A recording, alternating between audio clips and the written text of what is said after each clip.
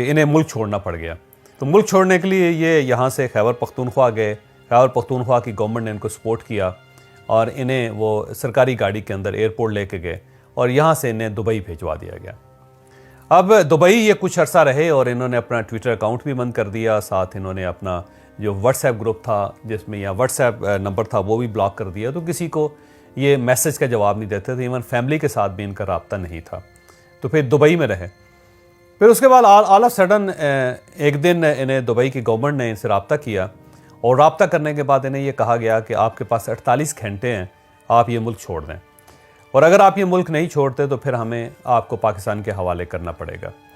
तो इमीडिएटली इन्हें मुल्क छोड़ना पड़ गया, दुबई छोड़ना पड़ गया।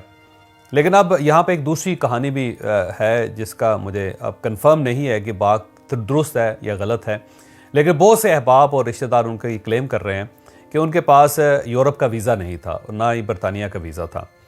तो अब सिर्फ वो यूएई में थे और उनके पास वीज़े नहीं थे। तो इमीडिएटली जब उन्होंने देखा कि कीनिया एक ऐसा मुल्क है जहाँ से पाकिस्तान को ऑन अराइवल वीज़ा मिल सकता है या ऑनलाइन वीज़ा मिल सकता है, तो उन्होंने कीनिया जाने का फ़ैसला कर लिया।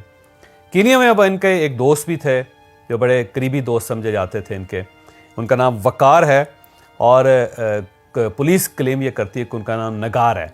अब ये नगार है या वकार है, ये तो आने वाले दिनों में ये चीज़ साबित होगी कि वाकई उनका नाम क्या है। उनका ताल्लुक़ कराची के साथ है और वो कीनिया के अंदर रियल स्टेट का कारोबार करते हैं। तो ये उनके पास चले गए और कीनिया की पुलिस का ये भी दावा है कि इनके साथ इनके भाई भी थे जिनका नाम खुर्रम अहमद है।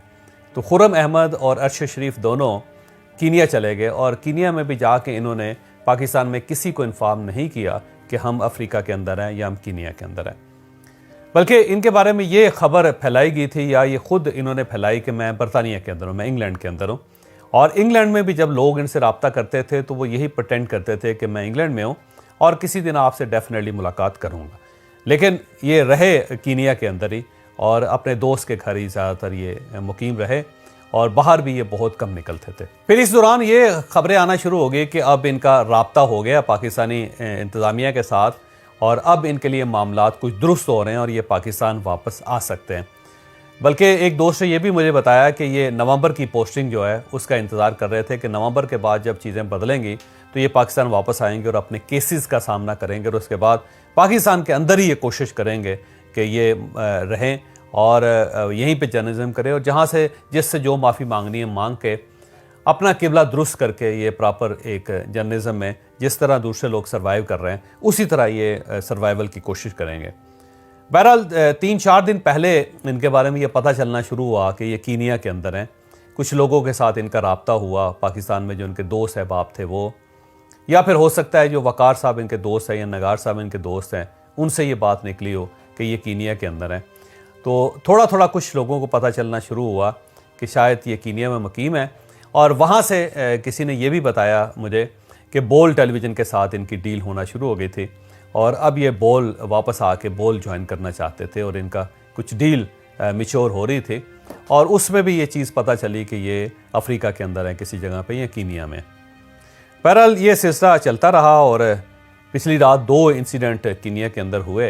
एक मगादी एक शहर है जहाँ पे ये रह रहे थे, तो वहाँ से नैरोबी की तरफ इन्होंने आना था।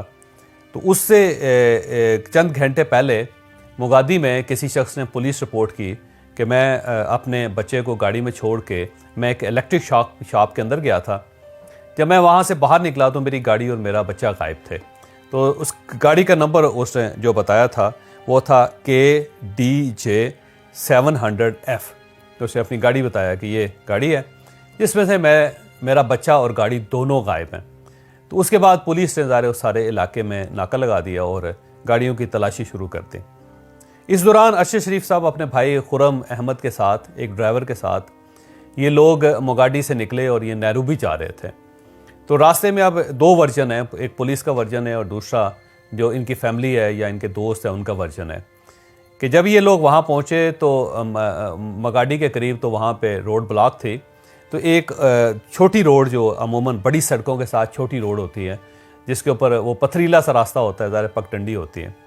तो ये नैरोबी हर सूरत पहुंचना चाहते थे या फिर ज़ाहिर खौफजदा हो गए कि ये सामने अगर नाका लगा हुआ है तो हो सकता है ये नाका हमारे लिए ना हो।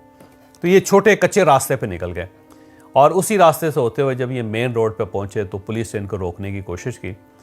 जब ये पुलिस ने रोका तो ये नहीं रुके बकौल पुलिस के, तो उसके बाद फिर पुलिस ने फायर कर दिया और अरशद शरीफ साहब उसमें उनके सर में गोली लग गई, जिससे वो शहीद हो गए एट द स्पॉट। और दूसरा वर्जन जो है ये पुलिस का वर्जन है, और दूसरा वर्जन जो फैमिली का है वो ये है कि जब ये वहाँ पहुँचे तो उन्होंने देखा कि वहाँ पे नाका लगा हुआ है, तो इन्होंने दूसरा रोड अख्तियार किया ताकि ये वहाँ से निकल के नैरोबी पहुँच सकें, क्योंकि इन्हें महसूस हुआ कि शायद ये नाका हमारे लिए लगा हुआ है। और जब ये वहाँ से मेन रोड पे आए तो पुलिस ने कोई वार्निंग नहीं दी, किसी तरफ से कोई पुलिस नहीं थी। अचानक वहाँ से फायर होना शुरू हुआ और फायर हुआ और उसके बाद ये शहीद हो गए। लेकिन इनका भाई गाड़ी लेके आगे चलता गया और उस गाड़ी के अंदर से ही वकार साहब या निगार अहमद साहब जो उनके दोस्त हैं, क्योंकि नाम में कन्फ्यूजन है कि उनका नाम वकार है या निगार है, तो उनको फ़ोन करके बताया कि ये सूरत हाल हम पे फायरिंग हो रही है, तो अब हम क्या करें। तो उन्होंने कहा कि आप सीधा मेरे घर आ जाएं। तो जब ये उनके घर पहुँचे तो वहाँ पे देखा कि अरशद शरीफ साहब जो है उनका इंतकाल या शहादत हो चुकी है। तो फिर इन्हें फौरी तौर पे अस्पताल ले जाया गया और उसके बाद जो सारी कहानी है वो खुल गई। अब एक चीज़ तो साबित है कि ये पुलिस की फायरिंग से ही इनकी शहादत हुई है, क्योंकि पुलिस ये तस्लीम कर रही है कि ये फायरिंग हमने की है। और साथ ये भी कि अनआइडेंटिफाइड थे, इनको आइडेंटिफाई करने की कोशिश की गई लेकिन इन्होंने आइडेंटिफिकेशन नहीं दी। और अब इनकी गाड़ी जो बकौल उनके कि इनकी गाड़ी और जो मिसिंग कार है उससे दोनों मिलती जुलती थी। लेकिन जब हमने तहकीक की तो पता चला कि दोनों के नंबर्स में बहुत फ़र्क है। वो गाड़ी जिसमें अरशद शरीफ साहब बैठे हुए थे उस गाड़ी का नंबर था KDG 200M, जबकि वो गाड़ी जो मिसिंग थी उसका नंबर था KDJ 700F। तो दोनों में बड़ा फ़र्क है और जो लोकल पुलिस है वो बड़ी आसानी से आइडेंटिफाई कर सकती है कि कौन सी गाड़ी वो है और कौन सी गाड़ी वो नहीं है। दूसरा, पूरी दुनिया में जब किसी कार को रुकने का इशारा किया जाता है वो नहीं रुकती, तो एक प्रोसीजर है कि उसके टायर्स को बरस्ट किया जाता है, डायरेक्ट गोली नहीं चलाई जाती। जबकि इनकी गाड़ी पे हर तरफ से हमला हुआ और डायरेक्ट अरशद शरीफ साहब के सर में गोली लगी। तो अब ये नहीं कहा जा सकता कि वो क्योंकि उन्होंने कार रोकी नहीं थी तो इसलिए नैरोबी पुलिस ने अंधाधुंध फायरिंग कर दी। तो अंधाधुंध फायरिंग जो है वो दुनिया में किसी जगह पे नहीं की जाती।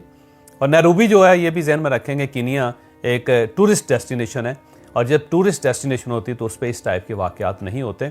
आप नैरोबी और कीनिया की हिस्ट्री निकाल लें, पिछले 5 साल 10 साल में इस किस्म का कोई वाक़या वहाँ पे रिपोर्ट नहीं हुआ कि कभी कोई गाड़ी रोकने की कोशिश की गई और पुलिस ने उसके ऊपर फायर कर दिया, वो नहीं रुकी। तो ये बात अजीब सी है कि पुलिस ने रुकने का इशारा किया, वो नहीं रुके तो फायर कर दिया गया।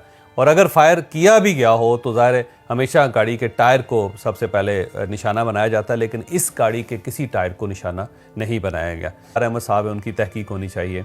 फिर उनका एक राब्ता पाकिस्तान में उनके वकील जो उनका नाम है बता सुलेमान नियाज़ी एडवोकेट के साथ हुआ था कुछ दिन पहले।